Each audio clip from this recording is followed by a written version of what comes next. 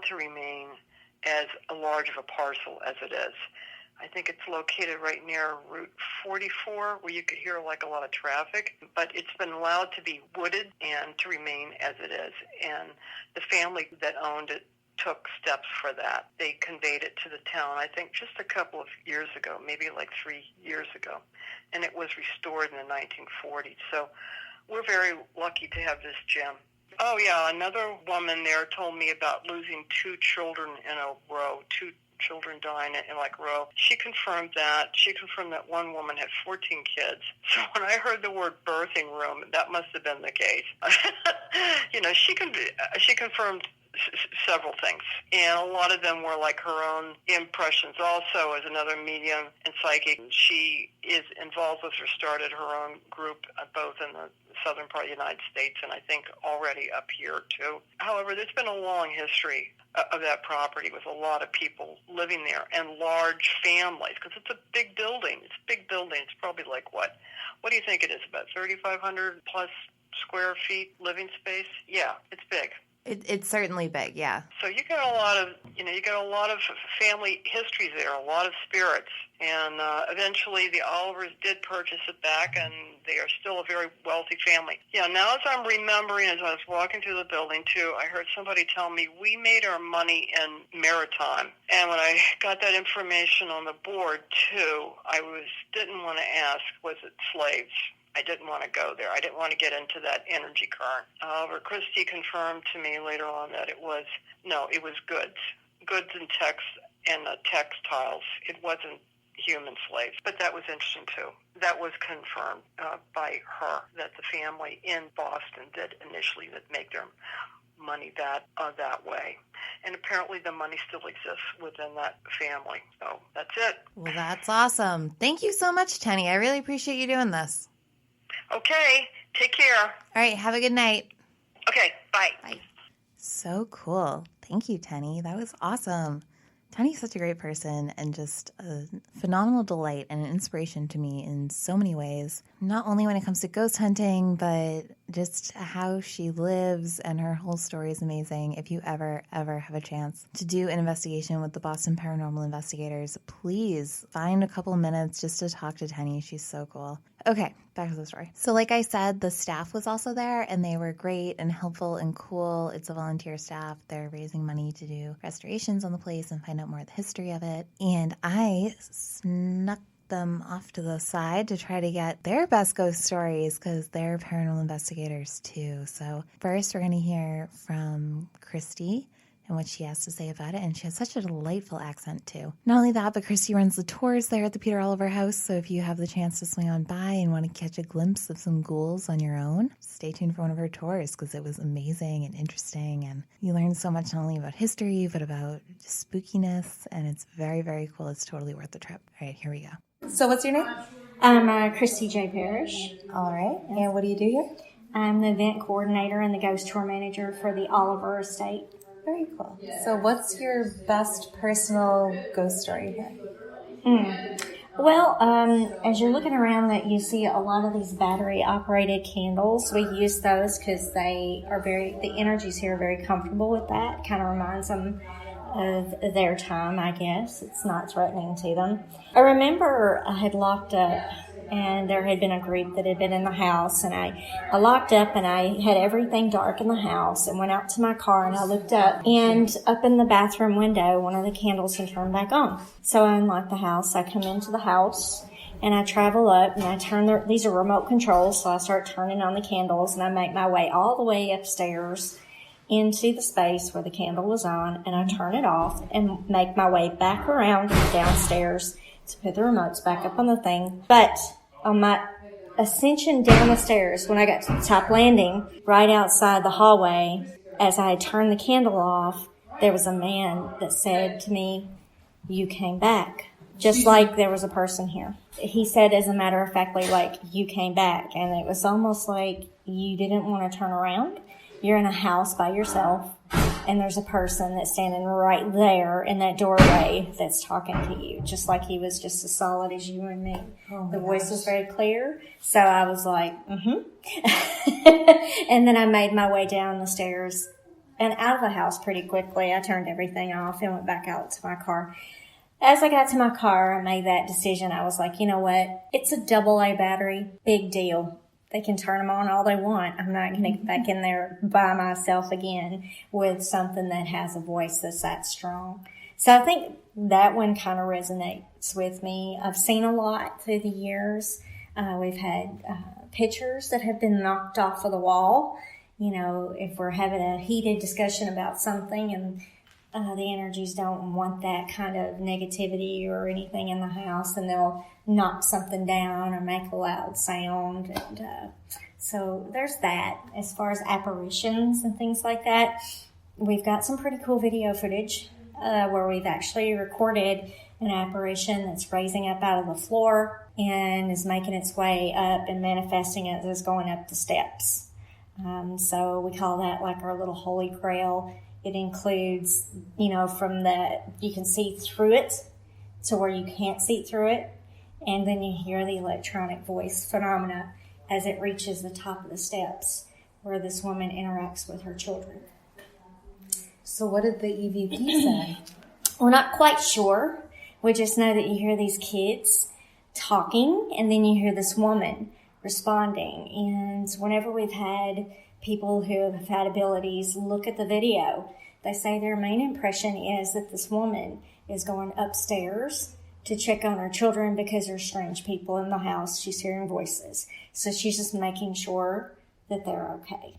So the Oliver House is an amazing place to be and to work, and it's been a passion of ours for 3 years now, to where all the money is going to preserve the house, to renovate it, and bring it back to its glory days. It's going to take a lot of time. It's going to take a lot of dedication, a lot of loyalty. Beautiful. Very beautiful. Well, thank you. Oh, it's gorgeous. Yes, we take care of it. It's kind of like our home away from home project.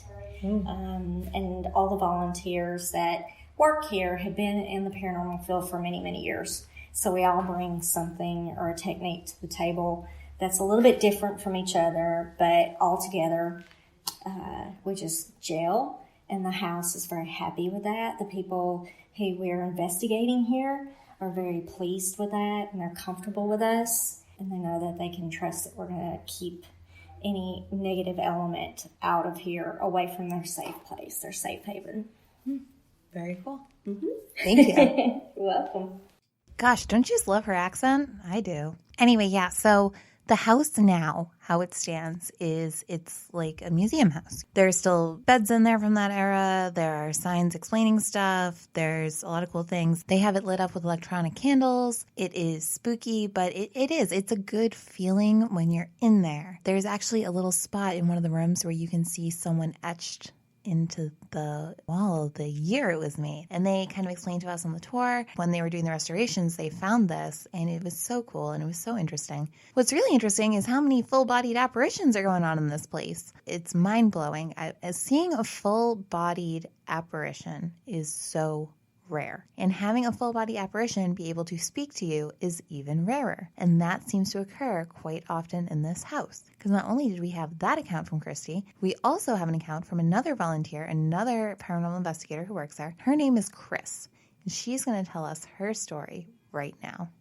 We've both been here about 3 years. And early on, just before July 4th, we did a Ghost of the Revolution tour. So we were all dressed up in colonial outfits with the hats and the whole 9 yards. So we had about 25 people here. I get kind of weird in crowds. Like I just hear too much, so I have to kind of walk away from it. So they were up in the Peter Oliver room, and I just had to get out of the room for a minute. So I walked through the best closet into Harry's room and collected myself. I walked back through the closet. I looked to my left, and there's a girl dressed just like us. And I thought it was Christy in the closet. I'm like, why the hell is Christy hiding in the clothes in the closet? And I looked back at her, and I realized it wasn't Christy. And at that moment, I was just like, okay, I have a split second to figure out this. Do I tell 25 people in that room that I have a full-body apparition in front of me and risk them all running into the closet or trying to run out of the house? And I turned back to the girl, and she looked at me, and she went like this. And she took one step back, and into the wall she disappeared. That's spooky. The next night we came back, we had a private tour coming in. So before they showed up, we did a quick burst session for EVP, and we actually found out her name that night. Her name is Julie, and she was the chambermaid for Peter Oliver. That's incredible. She was as solid as I'm looking at you right now. And I honestly thought it was her. That's very spooky. Yeah. What's your spooky story, Christy? I already told mine. Oh, she gave me one. Nice. Well, that was great. Thank you so much, Chris. Oh, you're welcome. Wild and weird and fun and so cool in so many ways. Yeah, thank you so much, Christy and Chris, for giving me those interviews and for doing what you do over there. It's such an interesting, cool place. Okay, so a couple of my impressions on being there and seeing what was up was my friend and I, we walk in and there are all these people on Ouija boards, which kind of freaked me out a little bit, but it was cool. I felt good vibes. It was fine. And they were talking to a young girl who had been there and she wanted to go for a walk. So then they started walking around the property. We went into another room with some people who had more of like the ghost hunting technical equipment going on. We had a lot of EVPs going. Boston Paranormal Investigators have told me they're still working through that, so we weren't able to get those in time for this episode. You know, we all had our K2s out, other kinds of things. Spirit boxes were going. It was just like a cool, wild time. And I personally wasn't picking up on that much. Maybe like my spidey senses were a little dulled down. I don't know. What I found really interesting was that while I was getting those interviews, my friend, he was walking around the house, kind of investigating, looking at the history. Like I said, he doesn't really believe in ghosts. So then, you know, we meet back up and I'm like, so what do you think? And he's like, someone was like staring at me in a room upstairs. Like I could just feel eyes on me upstairs in one of the bedrooms. So he's telling this to me and I'm like, wow, do you believe in ghosts finally? And he's like, not totally convinced. But I think he does.